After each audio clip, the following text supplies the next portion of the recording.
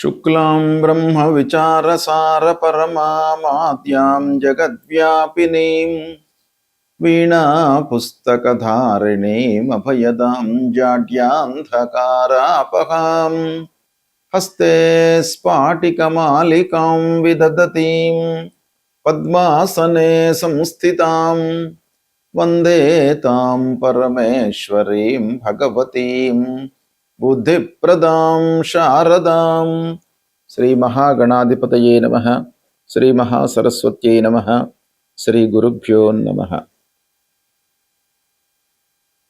August మాసం ఆషాఢ కృష్ణ తదియ శనివారం నుండి శ్రావణ కృష్ణ తదియ సోమవారం వరకు ఉంటున్నది.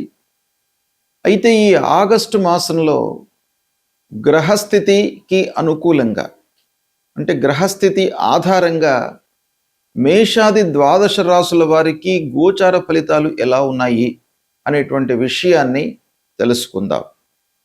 ఈ ఆగస్టు మాసంలో ఉన్నటువంటి గ్రహస్థితిని గనక చూసినట్టయితే సూర్యుడు 17వ తారీఖు వరకు కర్కాటక రాశిలో సంచరిస్తున్నాడు.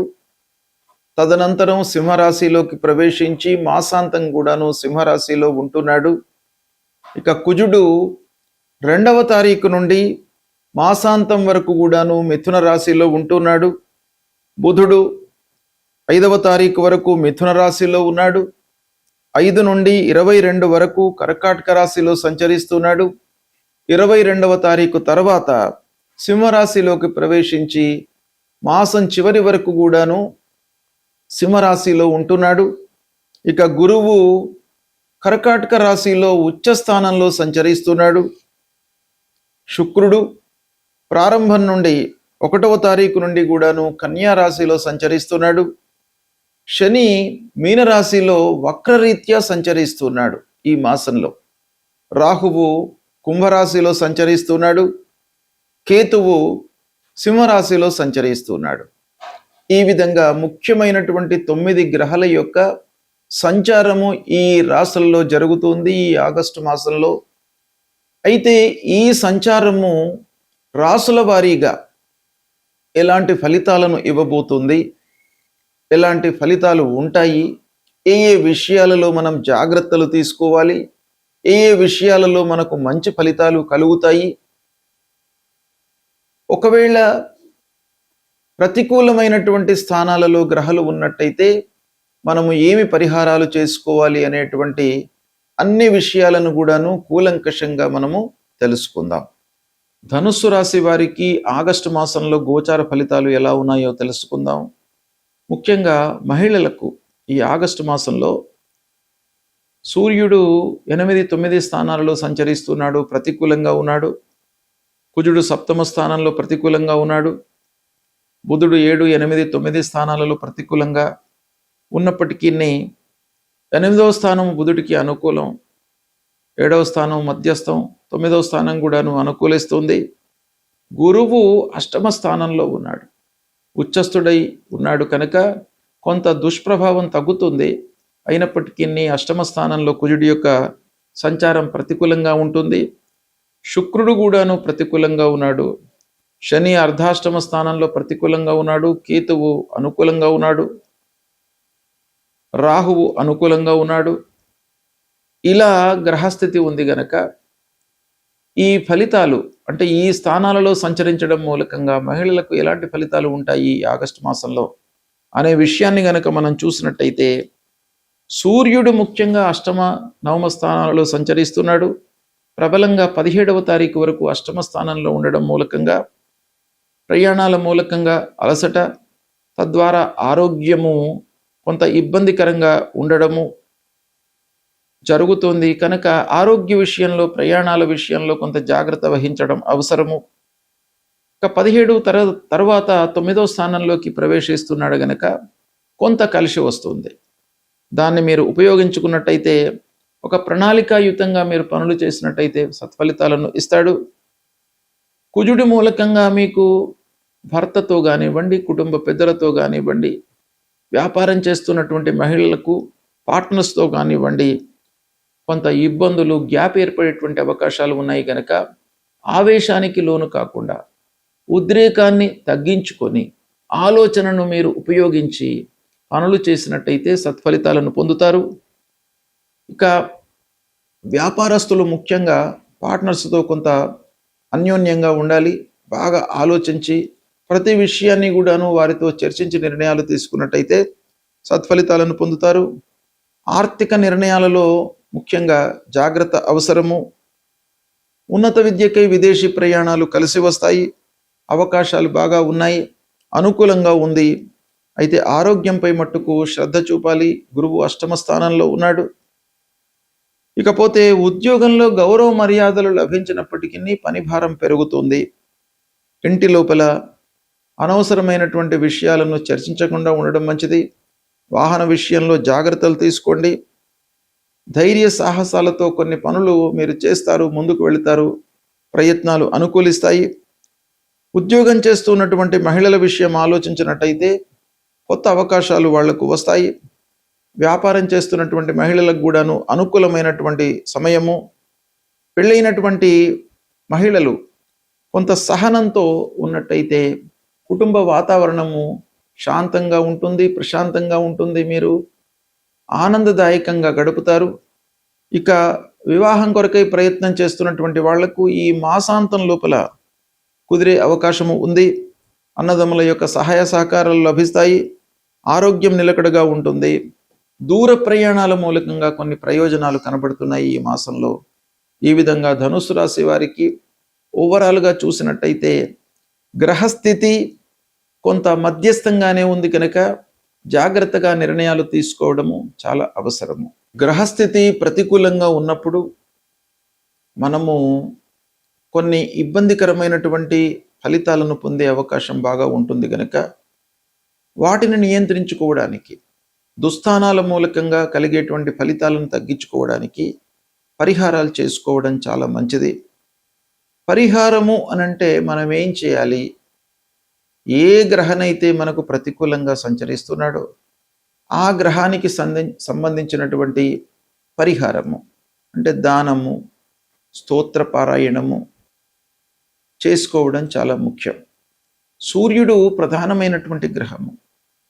అన్ని రకాలుగా మనకు అన్నిటి మీద కూడాను ఆ సూర్యుడి యొక్క ఎఫెక్ట్ ఉంటుంది. ప్రధానంగా ఆరోగ్య ప్రదాత భాస్కరాదిచ్చేత్ అన్నారు.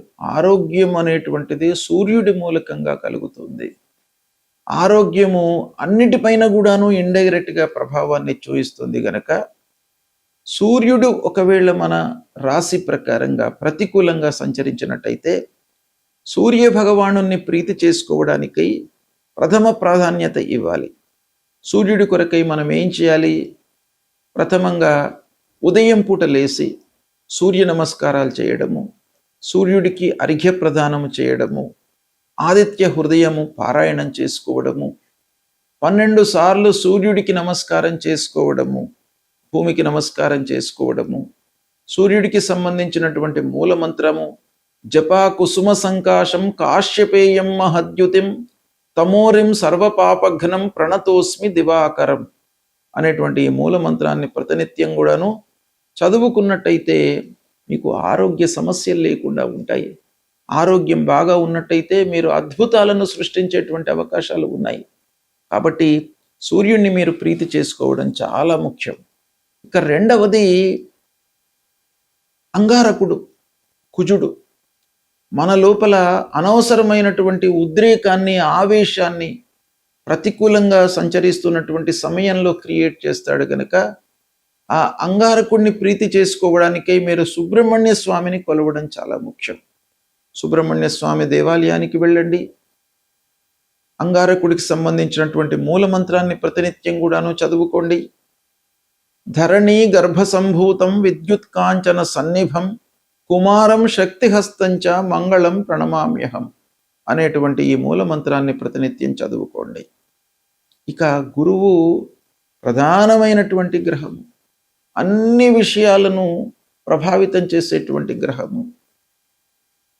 మనము అనుకున్నటువంటి కోరికలను మనకు కలిగించేటువంటి గ్రహం గనక ప్రతికూలంగా ఉన్నప్పుడు గురు భగవానుని ప్రీత్యర్థమై తల్లిదండ్రులను సేవించడము, దక్షిణామూర్తి స్తోత్ర పారాయణం చేయడము, దత్తాత్రేయ స్వామి దేవాలయానికి వెళ్ళడము, గురు చరిత్ర పారాయణం చేసుకోవడము, దేవానాంచ ఋషీణాంచ గురుం కాంచన సన్నిభం వందనీయం త్రిలోకానాం తం నమామి బృహస్పతిం అనేటువంటి మూలమంత్రాన్ని ప్రతినిత్యం కూడాను చదువుకోండి, మీకు మంచి ఫలితాలు కలుగుతాయి.